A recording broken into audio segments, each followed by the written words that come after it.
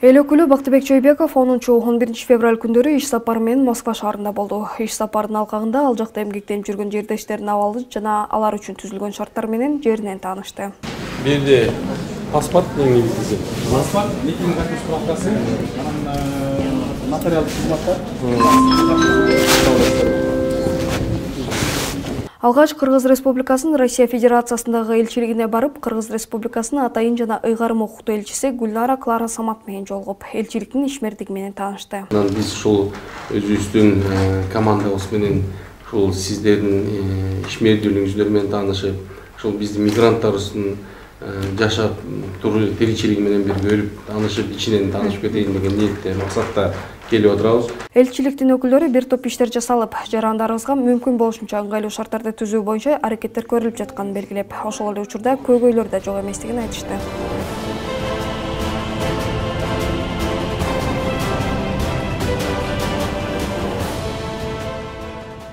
Биздин элчибиз Гүлнара Клара Самат менен өзү менен жеке жолугуп, ошол жерде болуп аткан иштердин баардыгын өзүбүз көзүбүз менен көрүп, буга чейинки биздин жарандарыбыз кыйналып, ошол жерде бир күндө бир жүздөн кезекте турган жарандарыбыз кыйналып жүргөнүн баардыгыбыз билебиз.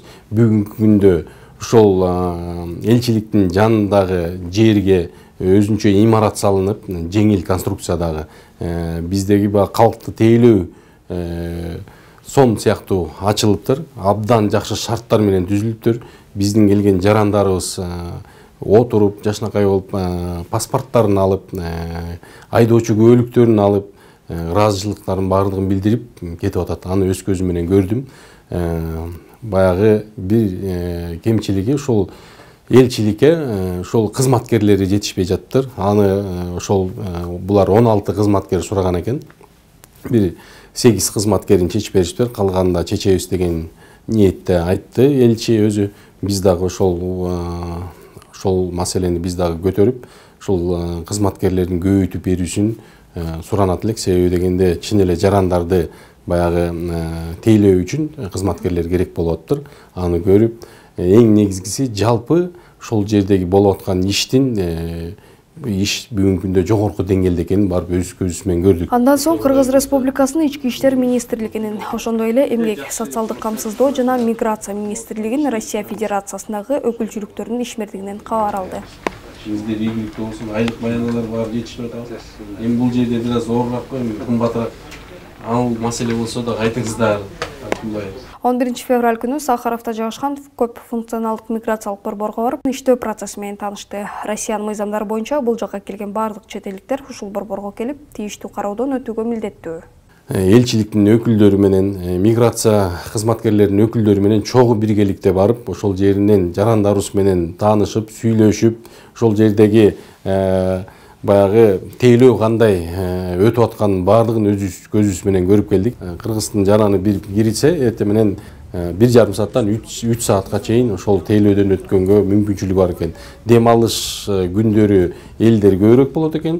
Мындай күндөрү болсо, ошо биринчи күндөн 5-чи иш күндөрү болсо, ошо 1,5 саатта жалаң ошол тейлөөдөн өтүп кеткенге мүмкүнчүлүгү бар экен.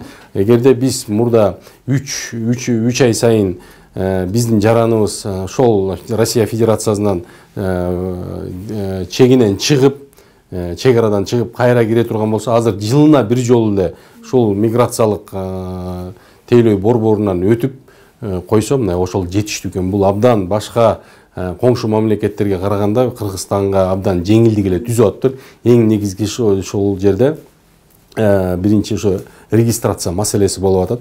Бир жараныбыз ошол жерге барып отурукташып калып, пропискасын, регистрациясын башка жерде кылып койгон учурда, ошон үчүн ошол маселе болуп, бүгүнкү күндө кара тизмеге түшүп калып атат деп биз ошол жарандарыбыз дагы айтып атат. Анткени ошол кайсы жерде жараныбыз кайсы жерге барып отурукташып, ошол жерде бир жерде жашаш керек экен Россия Федерациясынын мыйзамы боюнча. Биз ошол мыйзамдарды туура так аткарсак, бизге абдан чоң жеңилдиктер эле бар экен. Иш сапарынын жыйынтыгында Бактыбек Чойбеков депутаттык ишмердиги үчүн зарыл болгон көп маалыматтарды топтоп, анын баарын алыста жүргөн жердештердин жашоо жана иштөө шарттарын жакшыртуу боюнча иште колдоноорун айтты.